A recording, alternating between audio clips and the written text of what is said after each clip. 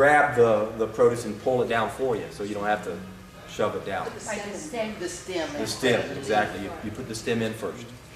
Yes. Okay. So we strain our juices, we chew our juices, and we drink them immediately to avoid the oxidation process. We see what happens when we cut an apple open, it turns brown before our eyes. So the same thing happens to our juices. Now we can make a bunch of juices up ahead of time and put them in individual containers. You can't put it in one big gallon jug because as you pour it out, now you've got air in there. So if you have a bunch of either pint jars or quart jars or whatever, you can make a whole bunch of juice at one time. And then when you fill up your jars, fill them up to the very, very top so that when you put the lid on, you'll have a little bit of a spillage and you'll get all the air out. I've even had some of my students actually buy the devices that will suck all the air out. I'm not sure you have to go to that much trouble. But we have to avoid the air, the light, and the heat. Those are the three things that are going to degrade the juice. So keep it cold, keep it iced down, and in an airtight container. How long would it be good like that in a jar with no air? They claim it should last about 2 days. Usually you can tell when the juice is going bad because it starts to separate. That's without refrigeration or refrigeration? Even with refrigeration. You do a champion juice, if you do watermelon and a champion, in no time at all you can see the separation. It doesn't happen that way with the green stuff. So the speed at which that blade is spinning does make a difference. So ideally we drink immediately to avoid the oxidation process. In the past, I used to always make my juices as I go along because I office out of my home and it's convenient for me to just go in there and take a break. The last several years I've done this, I went on and made it all up at once, and it really is a lot easier to spend all that time at one time and have it ready. What I do is I juice twice a day normally. I drink half my juice fruit and half vegetable juice. So I'll do all my fruit juice at one time. And I'm very fond of watermelon. Of all the fruits, I believe watermelon is one of the best fruits to juice for many reasons.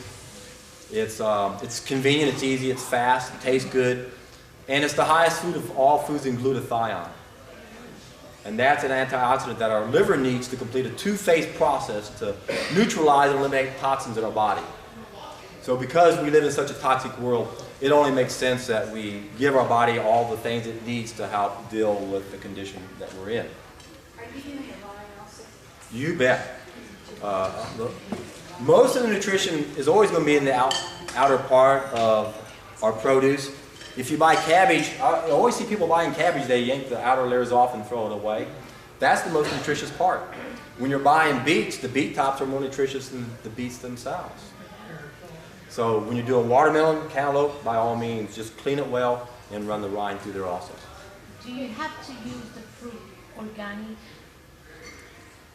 Ideally. As Dr. Gerson says, you can't heal a sick person with sick food. And when food is grown on in conventional methods with artificial fertilizer, it creates a sodium-potassium imbalance. Now, Dr. Gerson said that all chronic disease begins with a loss of potassium on a subatomic level. Intracellular level, I'm sorry. So using NPK, putting 3 minerals on the soil is not giving us the minerals we need. Vegetables, they got to be organic because the topsoil is that important to the quality of the produce. I'm not as concerned with fruit as much because the fruit trees have roots that go down real deep. As high as the tree is, the roots are going down that deep. So the condition of the soil is not quite the same factor as it is in vegetables, but we still have the contamination issues with the pesticides. And some produce like apples, for example, we sure don't want apples that are conventional. Watermelon, I have a feeling that there's not too many bugs that are on the outside. I don't think I've ever seen a bug drill into a watermelon. So when they spray these, are they spraying the melons or are they just spraying the leaves? I don't know. My guess is they're only spraying the leaves so they don't get eaten. Ideally, everything should be organic, but that can be very costly. And we got to be practical. If you're on a budget, you don't have much money. You got to do what you got to do. Organic veggies cost an awful lot of money. If you did a juice feast doing green vegetables every day, that's all you did, you're going to be spending some money doing this. I can calculate the cost of a juice just on a day-to-day. Yeah, it varies. It can be $10, $15. It can be even more if you're doing a lot of vegetables. And it depends on the machine you got. If you got a machine that's only getting 50% yield, you're gonna spend a lot of money. Yes. If one is already invested in a Vitamix, the ones now have low speed, would that make a difference? Possibly, Okay. but I'm not gonna I know. say something I don't know. It's still pretty fast. Okay. I wish I had a good answer for you on that one. I wish I did. Yes. The Green Star has some kind of magnets in the gears that prevent oxidation or something? It does have magnets. The Green Star does have magnets, so it restructures the juice, which should also make it last longer too. Another good. You think it does work? Yeah.